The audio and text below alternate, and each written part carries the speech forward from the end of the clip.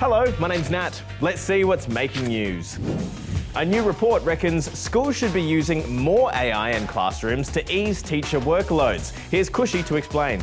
What would you guys think if your teacher started using AI to make lesson plans or help with homework? To a certain extent, it's fine, and they've got a lot on their plate, so they kind of do need that help with productivity. But if it's like a whole lesson around everything, then maybe no.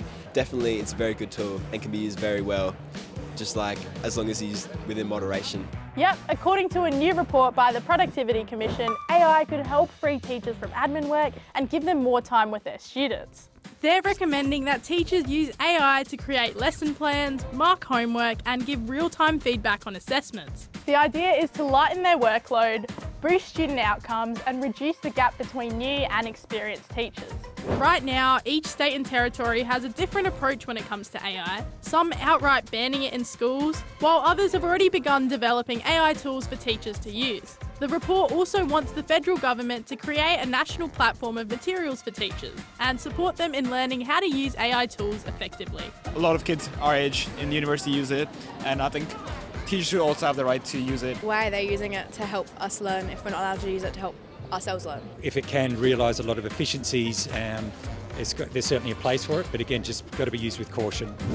US President Donald Trump has announced his government is taking control of the local police force in Washington, D.C. He's expected to deploy at least 800 National Guard troops to the US Capitol, saying it's a necessary move to stop crime and move homeless people out of the city. And this will go further. We're starting very strongly with DC, and we're going to clean it up real quick. But while it is in the president's power to do this for 30 days, if he believes there's an emergency, the announcement has sparked protests by people who believe it's an unnecessary overuse of power, pointing to the fact that crime rates in Washington, D.C. are actually the lowest they've been in 30 years. He wants to take over the whole city. He wants to govern the city. Now to Central Arnhem Land in the Northern Territory, where students have been making music to preserve local language through song. Check it out.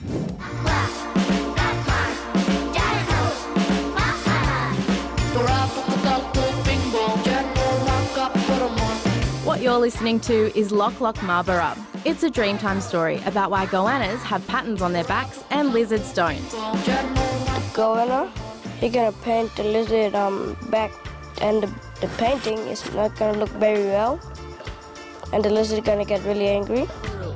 It's one of many songs that have come out of the Bullman School in Central Arnhem Land, where students have been recording songs using the two languages of the area, Dullabon and Rumbaranga. Look at me, I'm a happy mom, I'm not eating flowers in a tree. Many of the songs are creation stories about animals, like Malnangnara, which tells of how bats take shelter inside the rainbow serpent. Or Strong Balawe, which is about the responsibility of caring for country.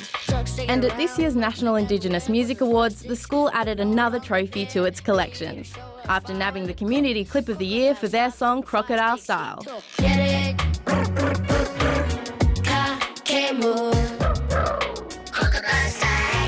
Ooh, now it's time for some stories that are wholesomely whimsical. Still here. First up, to a man dressed up as a superhero who's running a big lap around Australia. Yeah, I've come about 12,000 kilometres. I've walked most of the way around Australia. Captain Australia is raising money for children's cancer research and has so far raised more than $100,000. The idea of taking on a bit of a, we're gonna punch up and hit the old cancer. I think that's a gorgeous thing. Now to France, where this grandpa is building a replica of the Eiffel Tower in his yard. It's taken him and his grandson 8 years to get to this point, and later this month, a big crane will help them lift the final pieces into place. The replica is 1/10 the size of the original and will stand at about 30 metres tall. And finally, to a sniffer dog in the US. Maple is her name, and she used to work for the local police force, but now she's being trained to detect certain honeybee diseases. The bee suit is still a work in progress. We're getting there. Nice, good girl. Wow, that's all from us today. We'll see you tomorrow. Bye for now. Ah! Just kidding. It was a green screen all along.